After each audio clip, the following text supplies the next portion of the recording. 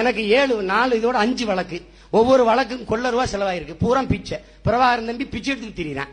கேட்டா பெட்டி பெட்டியா பணம் வருது. நான் கூட எங்க அண்ணன் சொல்றேன், நீங்க தான் விடுதலை புலிகளை ஆதரிச்சு பேசுறீங்களா, உங்களுக்கு உண்டியல் குளிக்கிட்டு அலைகிறீங்க, உங்களுக்கு தான் பெட்டி பெட்டியா பணம் வந்திருக்கணுமே.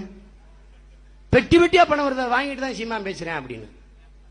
அதான் நான் சொன்னேன் மதுரையில, பெட்டி வெட்டியா விடுதலை புலிகளையும் பிரபாகரனை ஆதரிச்சு பேசினா பெட்டி வெட்டியா பணம் வரும்னா எதுக்கு நீ இலவசத்துக்கு ஏங்கிட்டு கிடக்குற?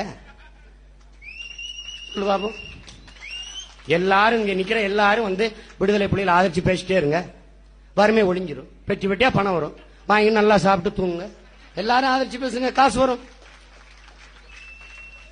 விடுதலை புலிகள் வாழ்க, விடுதலை புலிகள் வாழ்கன்னு எந்திரிச்சு பேசிட்டே போங்க, வீட்டுல போய் படுங்க, தலைமாட்டில் ஒரு பெட்டியில காசு வச்சுட்டு போயிருவாங்க. என்ன வசதி வருமா? நிக்கிற காவல்துறை வாரண்டோட வரும், வா உள்ள வா அப்படின்னு. முட்டாள் இது தெரியாம ஆதரிச்சு பேசுறேன், பணம் வருது பணம் வருது.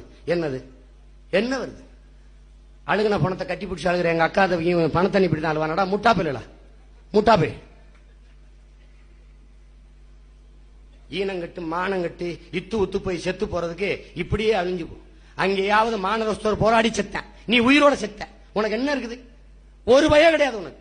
நீ நினைச்சுக்கிட்டு நம்ம உயிரோட இருக்கோம்ட்டு, நீ உயிரோட இருக்க நீ நினைச்சுக்கிட்டு நீ